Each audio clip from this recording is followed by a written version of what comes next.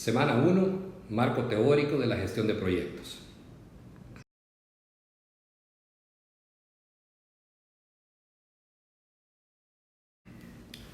De la definición de un proyecto.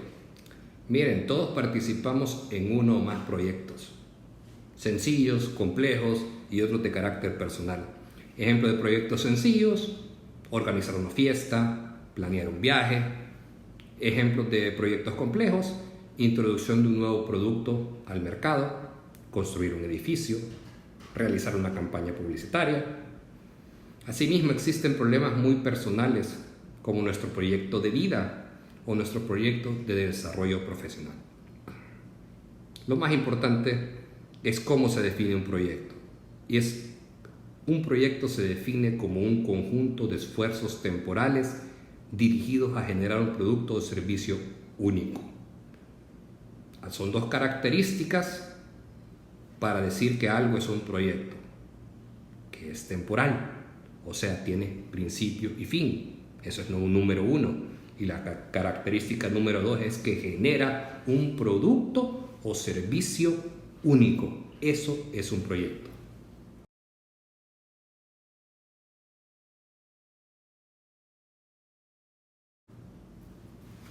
Temporal, ya sea nuestro proyecto, una fiesta, un viaje o nuestra vida profesional, siempre tendrán un comienzo y un fin determinado, un tiempo delimitado, una duración cuantificable. Aunque en ocasiones participemos en proyectos que pensamos que nunca terminarán, siempre llegan a su fin. Único. Cada proyecto posee características y funciones específicas que serán gradualmente desarrolladas y le confieren la cualidad de único. Pues aunque hagamos cosas idénticas en serie, es seguro que las circunstancias varíen, ya sea que el clima cambie, la consistencia de los agregados se altere o que la mano de la obra sea otra.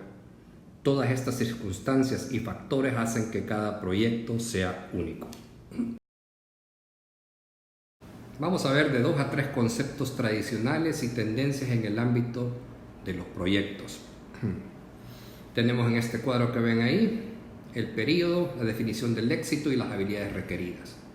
Tenemos 3 periodos: el periodo tradicional entre 1960 y 1985, la época de los cocodrilos; el periodo del Renacimiento entre el 1985 y el 93, y el periodo moderno de 1993 a la fecha.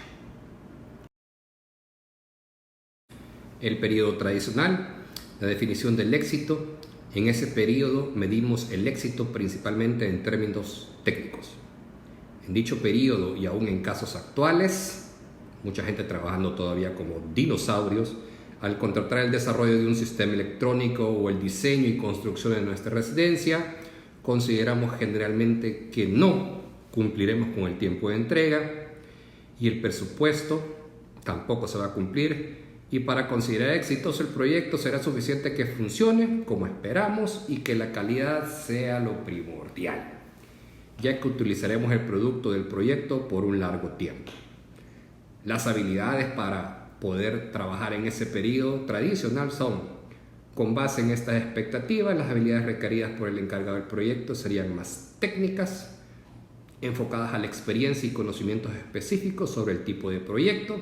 El estilo de liderazgo en este tipo de proyectos es autoritario, efectuado por la persona con más experiencia.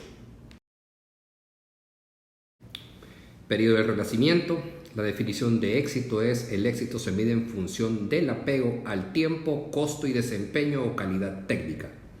En dicho lapso y aún en la actualidad, no es suficiente que el proyecto cumpla con los requerimientos técnicos si no se termina en el tiempo establecido y dentro de presupuesto. Las habilidades técnicas anteriores no son suficientes. Requerimos el manejo efectivo de equipos humanos para lograr los nuevos requerimientos. El estilo de liderazgo es más participativo que en el periodo tradicional. Periodo moderno. Medimos el éxito en función del apego al tiempo, costo, desempeño y aceptación del cliente. Estamos conscientes que aunque entreguemos el proyecto dentro de presupuesto, a tiempo y con la calidad técnica estipulada, pero el cliente no queda satisfecho, no podemos considerar exitoso el proyecto. Las habilidades que se requieren para lograr la aceptación por parte del cliente son conocimiento del negocio, administración de riesgos e integración. No es suficiente el conocimiento, experiencia técnica y manejo de equipos humanos. Requerimos habilidades de liderazgo, comunicación, hacer que las cosas sucedan, negociación y solución de problemas, entre otras. El estilo de liderazgo considera el facultamiento, el liderazgo situacional y la integración de equipos, entre otras técnicas. Los participantes claves en un proyecto.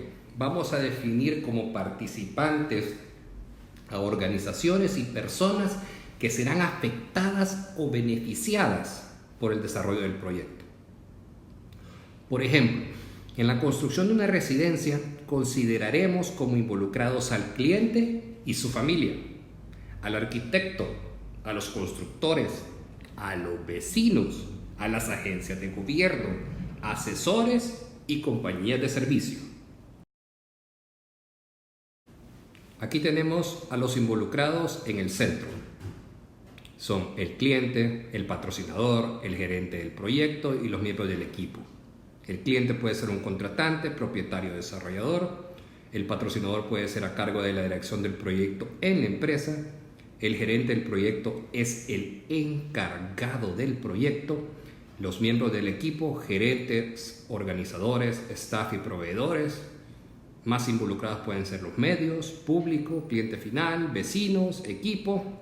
Entonces aquí tenemos a todos los involucrados. Hay dos tipos de agrupaciones: los miembros del equipo directivo y los miembros del equipo ejecutor. Los del equipo directivo son el cliente y el patrocinador, y los del equipo ejecutor son el gerente del proyecto y los miembros del equipo. Que está claro el papel de cada uno. El cliente es el contratante, propietario o desarrollador del proyecto, quien autoriza, define el alcance, establece lineamientos y criterios de la aceptación. El patrocinador es la persona a cargo de la dirección del proyecto, en la que la empresa asegura la toma de decisiones a tiempo, apoya la asignación de recursos, supera conflictos y barreras organizacionales para una mejor realización del proyecto, asigna y apoya al gerente del proyecto, provee la dirección estratégica al gerente del proyecto. El gerente del proyecto es el encargado del proyecto, quien lidera al equipo del proyecto para alcanzar los objetivos, asegura la comunicación efectiva entre la administración y las organizaciones, asegura que los problemas del proyecto sean identificados y resueltos a tiempo y adecuadamente. Los miembros del equipo son el gerente, los organizadores, el staff y los proveedores, quienes elaboran el plan del proyecto, ejecutan y controlan siguiendo el plan y colaboran en la integración de los equipos para lograr los objetivos del proyecto.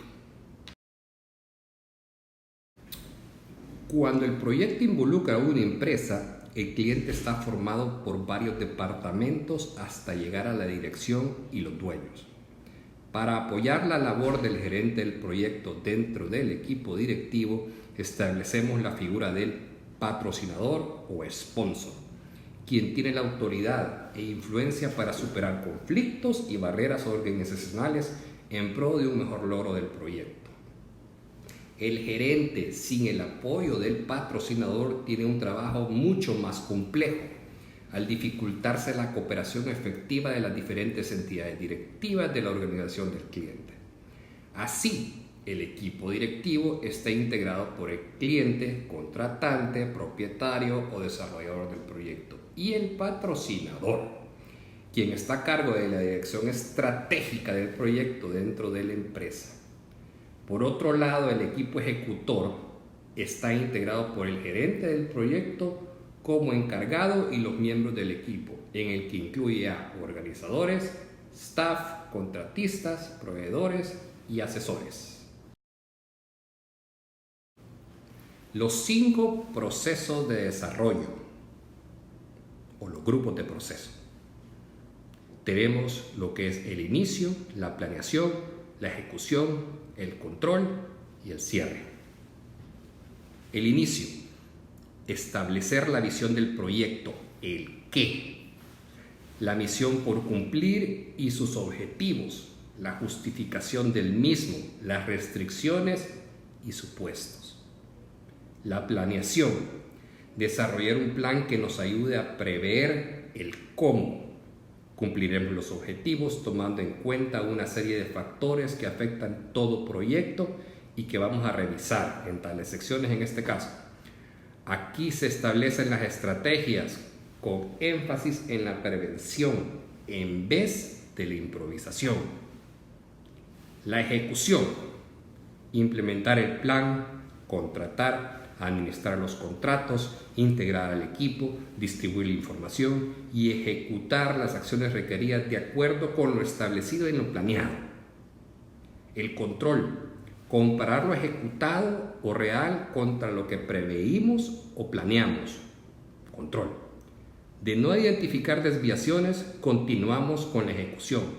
Si se encuentran desviaciones, en equipo acordamos la acción correctiva, planeación adicional, y luego continuamos con la ejecución, manteniendo informado al equipo. Y el cierre, concluir y cerrar relaciones contractuales profesionalmente para facilitar referencias posteriores al proyecto, así como para el desarrollo de futuros proyectos. Por último, se elaboran los documentos con los resultados finales, archivos, cambios, directorios, evaluaciones y lecciones aprendidas, entre otros. En estas 6 semanas del módulo, nosotros vamos a cubrir únicamente 2 grupos de procesos, los de inicio y los de planeación, ¿ok? Para que estemos claros. Por eso es que el libro, el PM Book, y cuando leen el RP, ven que solo le estamos dando la primera parte del libro, o sea que ni el libro entero tienen que leer. Muy interesante que al eliminar los procesos de inicio y cierre, tenemos solo una operación de rutina en vez de un proyecto. Estás planeando, ejecutando, controlando, planeando, ejecutando y controlando. Ahora, el ciclo repetido de mejora continua, planear, hacer, verificar, actuar de Deming y otros expertos es similar a los procesos expuestos como mostramos en la anexa, donde planear es igual a planeación, hacer es igual a ejecución, verificar es igual al control, actuar es igual a la planeación adicional y ejecución. Este es el famoso concepto de la mejora continua. Un ejemplo, el corredor de la maratón.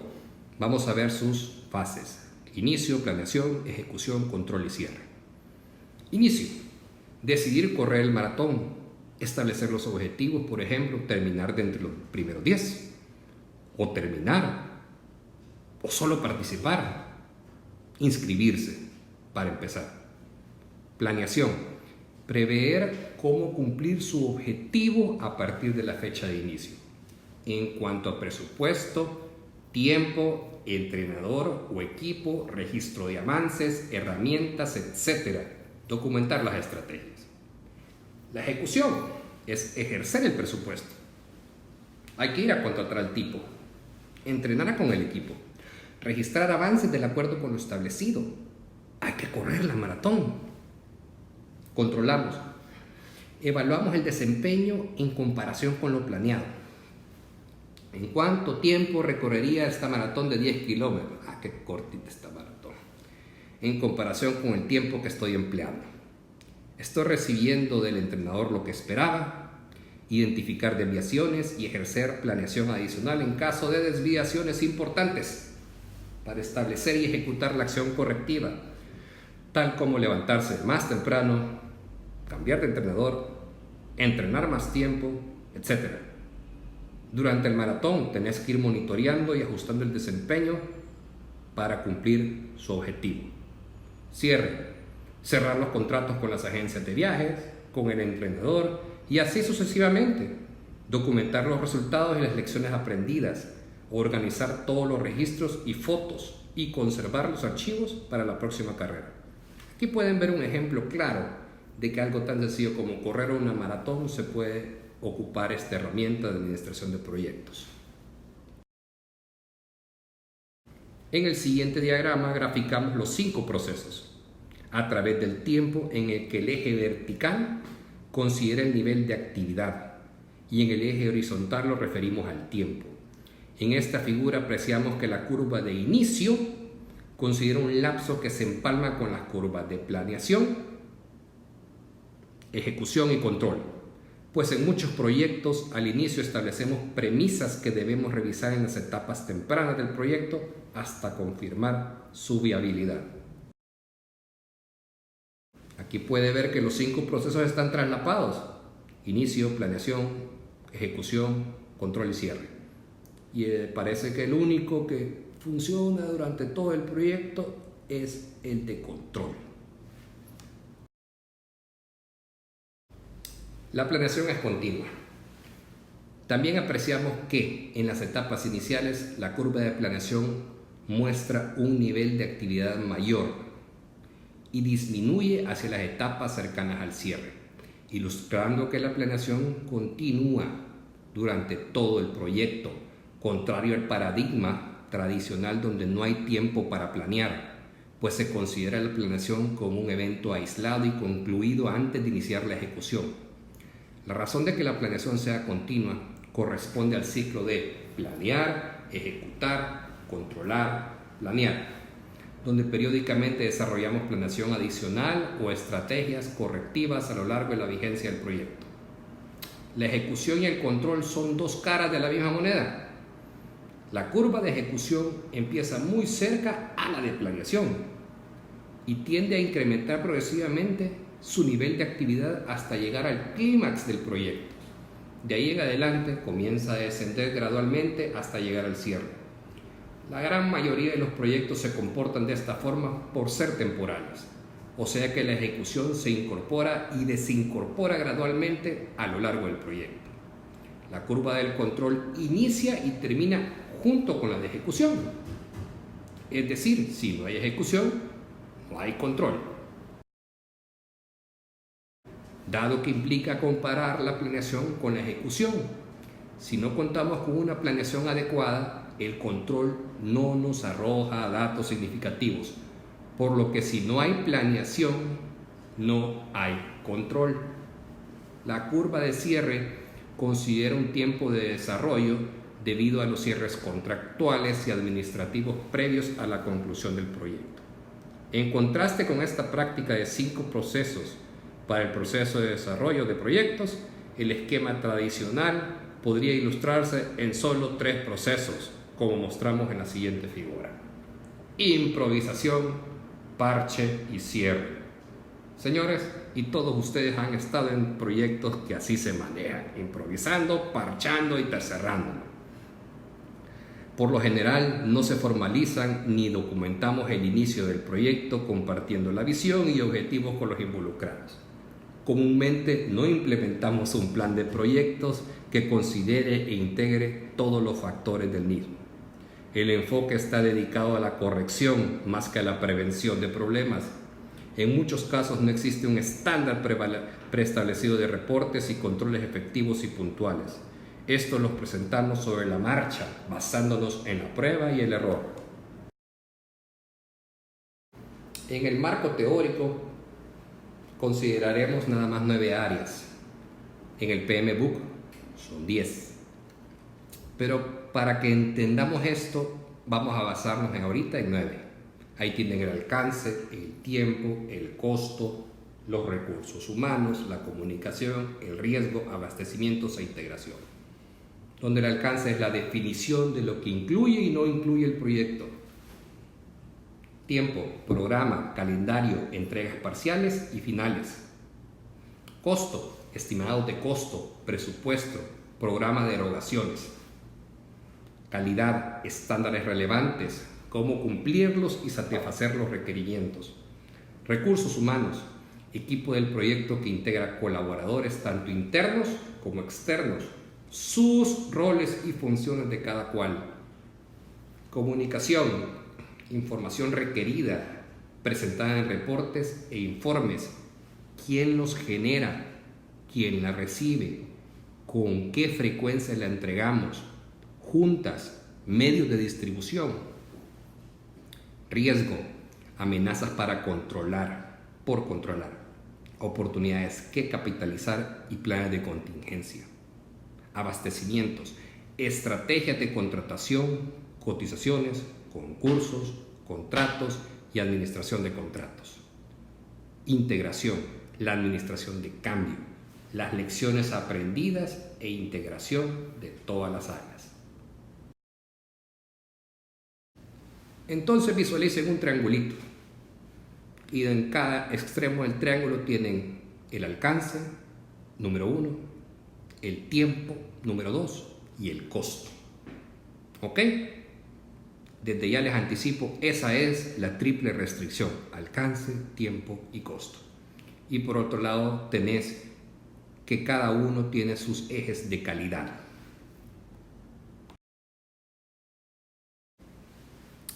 Hay conceptos de alcance: el alcance del proyecto y el alcance del producto, en el cual tenemos que estar claros que el alcance del proyecto siempre va a ser más grande que el alcance del producto. En el caso del alcance del producto, pueden ser las especificaciones, planos, cuantificaciones, requerimientos. El alcance del proyecto puede ser una APP, un prediseño, diseño, implementación, equipamiento, etc. Entonces aquí podemos ver al gerente del proyecto, que está haciendo malabarismos. Tiene que tener en balance el alcance, el tiempo y el costo. Es la triple restricción. El mejor ejemplo de la triple restricción puede ser este. Ustedes son el gerente del proyecto y se les ha dado que hagan una casa. ¿Sí? La casa va a tener tantos metros cuadrados de construcción, va a tener tantos 5 cuartos, van a hacerle, ¿cómo se llama?, un patio gigantesco, y entonces ustedes están trabajando con algo ya establecido. Pero de repente se le ocurre al dueño del proyecto que quiere una piscina en la casa y no lo definió desde el inicio. ¿Qué está afectando? Está afectando el alcance. ¿Cómo afecta el alcance? El tiempo y el costo, como están en la triple restricción, o sea, están relacionados entre sí como el triángulo equilátero, se van a ver afectados. Porque el poner una piscina requiere más trabajo, más equipo y más tiempo, más costo. ¿Y saben lo que pasa normalmente en la forma tradicional de hacer proyectos? Es que ustedes lo más seguro que le van a decir que sí al cliente y no le dicen que va a costar más ni que se van a tardar más. Entonces el cliente sale de esa reunión diciendo: qué chivo, me van a cumplir y encima no me va a costar mal, porque no me va a costar más. ¿Por qué? Porque el gerente del proyecto no lo dice. Porque el gerente del proyecto no tiene claro el concepto de la triple restricción, el triángulo equilátero, el balance entre el alcance, el tiempo y el costo. Entonces tenemos en el centro del triángulo al gerente del proyecto haciendo malabarismos, estando claro de que en cada extremo del triángulo está la triple restricción: alcance 1, 2 el tiempo, 3 el costo, y ahí pueden ver las otras áreas: 4 la calidad, que es importante en todos los ejes; 5 los recursos humanos; 6 la comunicación; 7 los riesgos; 8 el abastecimiento y 9 la integración. Práctica común respecto al balance entre el alcance, el tiempo y el costo. Es común en proyectos residenciales que el cliente tenga en un inicio expectativas de alcance, tiempo y costo. Pero durante el desarrollo del diseño, en el proceso de definición del alcance, no revisemos el balance mencionado. Y al momento de concursar, meses después, nos encontramos con la sorpresa que el costo del proyecto sobrepasa al monto máximo esperado y el cliente tenga que aportar más dinero o volver a la etapa de diseño para ajustar el alcance de acuerdo con sus posibilidades económicas, lo que resulta en una desilusión, producto de eliminar expectativas de alcance, retrasos y costos adicionales por rediseño. Aún más caótico es cuando iniciamos la construcción sin tener conocimiento claro y total del costo.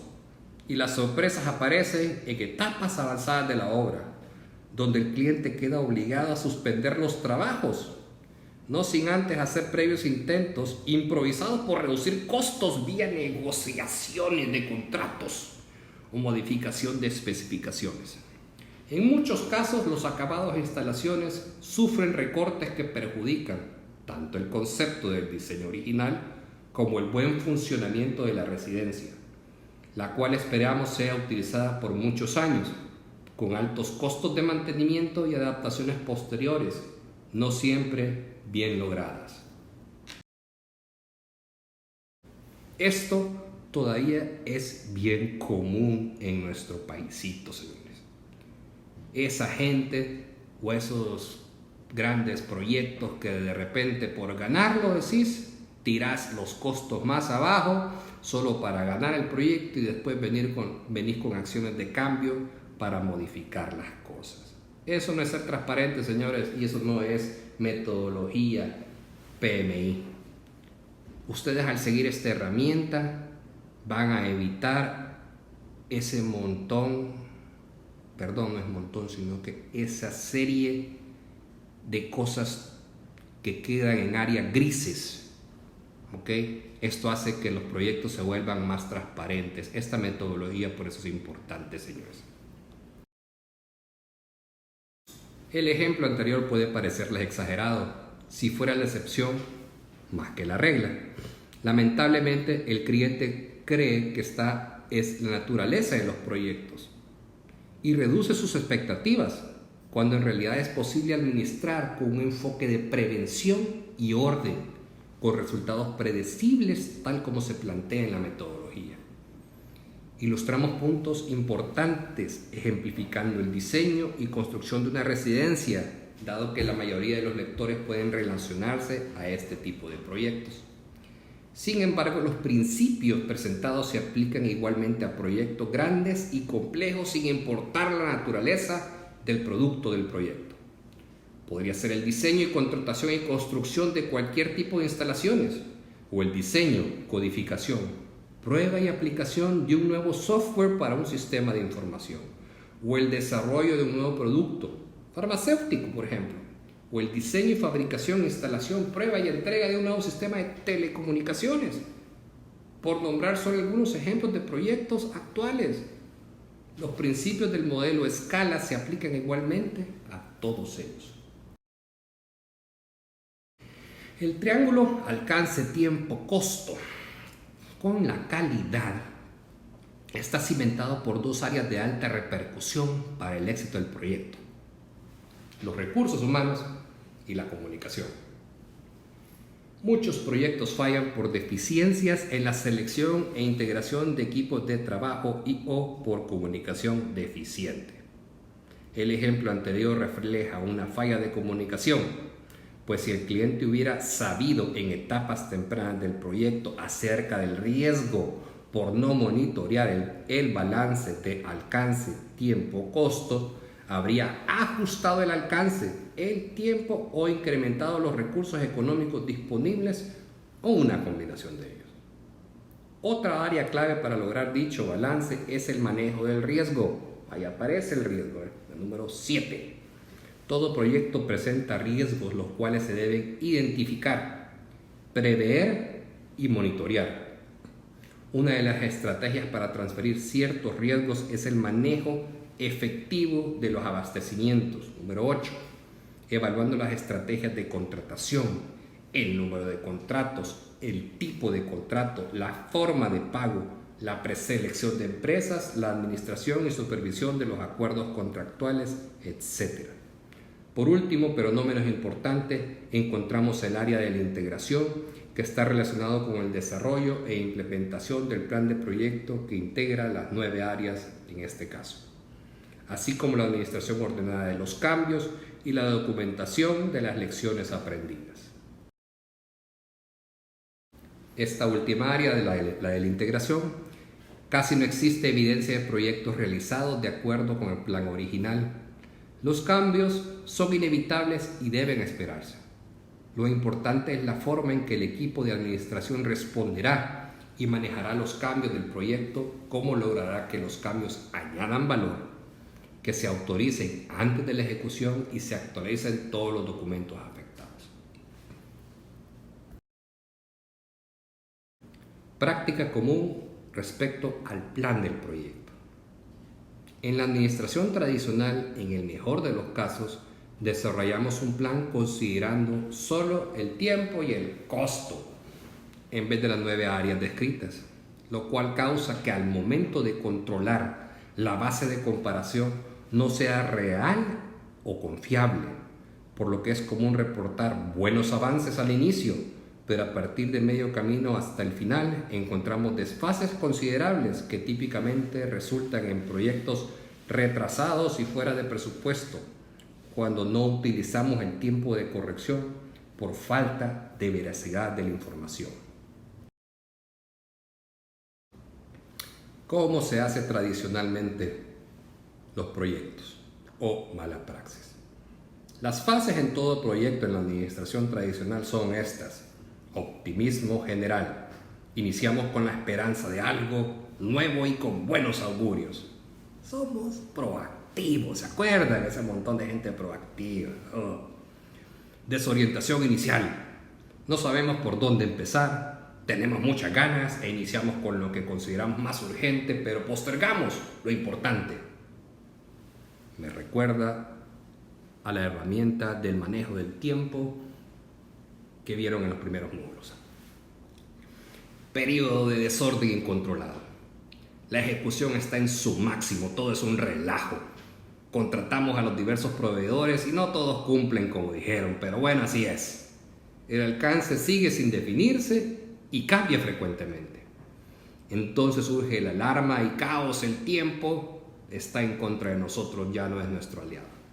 No cumplimos las fechas de entrega, seguimos recibiendo cobros por trabajos no considerados y el presupuesto se agota, aun cuando no hemos logrado ni el 70% del avance.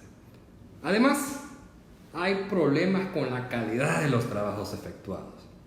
¿Les está sonando familiar esto? Después el siguiente proceso, búsqueda implacable de los culpables. Alguien tiene que ser culpable. Viene después la etapa, sálvese quien pueda. Amenazas, agresiones, intrigas, acusaciones y desesperación. Castigo ejemplar a los inocentes. Despedimos a los proveedores e integrantes que menos culpa tienen, pero es ejemplar. Recuperación del optimismo perdido. Ahora sí, ya eliminamos a los malos y encontramos el segundo aliento. Terminación del proyecto a como dé lugar. Trabajos forzados, unos encima de otros, noches, horas extra, sábados y domingos, desgaste, presión, promesas y más presión. Y el final del proyecto con decoración y premios a los no participantes. El equipo ejecutor termina muy cansado y terminando los últimos pendientes y los no participantes fresquitos para adjudicarse el mérito, levantarse el cuello y recibir elogios. Díganme, señores, si ustedes todavía no siguen viendo proyectos que se manejan de esa forma, para que vean que necesitamos aprender de estas herramientas. Veamos un ejemplo de las 9 áreas como un checklist. Piloto experimentado, cheque. Tren de aterrizaje en buen estado, cheque. Radiocomunicación operando, cheque. Combustible suficiente y adecuado, cheque. Reporte de condiciones atmosféricas favorables, cheque. Instrumentos, controles funcionando adecuadamente, cheque. Fluidos y gases verificados, aceite, oxígeno, cheque.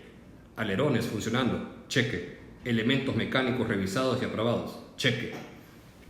En este ejemplo, al no prever alguno de los 9 puntos, los resultados podrían ser trágicos, por lo que los reglamentos de aeronáutica exigen cumplir metódicamente con los procedimientos.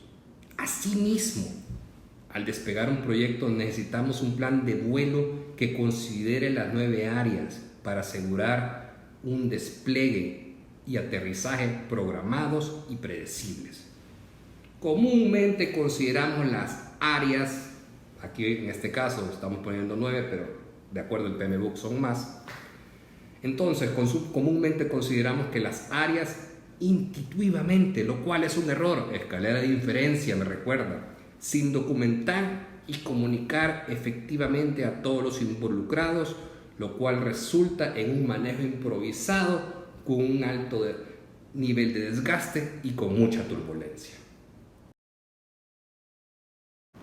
Entonces la metodología que veremos en PMBOK es lo que es como el checklist para manejo de un avión, solo que manejo de avión, en vez de un avión, son proyectos. Y es importante que seamos rigurosos en el checklist que vamos a aprender en el PMBOK. Ok, porque esto así nos va a permitir que los proyectos despeguen, vuelen y aterricen de forma exitosa.